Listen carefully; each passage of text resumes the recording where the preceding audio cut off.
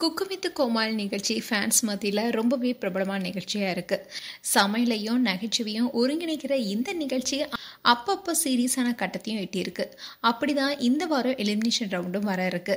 இந்த சீசன் ஆரம்பத்தில் கொஞ்சம் மந்தமாக இருந்துச்சு. அதுக்கப்புறமா இந்த நிகழ்ச்சி சூடு பிடிக்கவும் ஆரம்பிச்சுது. இப்போ ராஜு, உமேர், ஷபானா, பிரியா ராமன் மக்களை மகிழ்விக்கிற குக்குகளாக இருக்காங்க. இப்போ வரைக்கும் சுந்தரி, கஞ்சா கருப்பு, சௌந்தர்யா, மதுமிதான்னு பலரும் எலிமினேட் ஆகியிருந்தாங்க. அண்ட் ரீசெண்டாக தான் ஜாங்கிரி, மதுமிதா எலிமினேட் ஆனாங்க. அதை தொடர்ந்து இன்னும் 6 போட்டியாளர்கள் இருக்காங்க. அதில் இந்த வாரம் ஒரு போட்டியாளர் எலிமினேட் ஆக இருக்காங்க.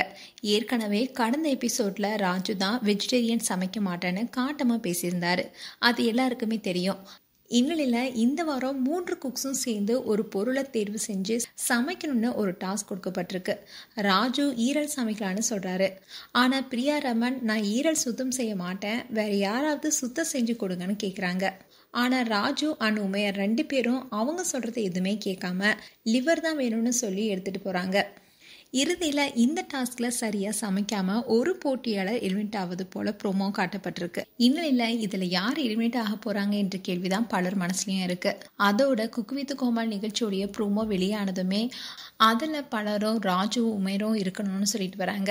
ஏன்னா ராஜுவும் உமேரும் போனா ஷோல என்டர்டைன்மெண்ட் மிஸ் ஆகும், அதோட ஷோவும் நல்லா இருக்காது. ஸோ அவங்க 2 பேரும் இருக்கணும்னு பலருடைய கருத்தா இருக்கு.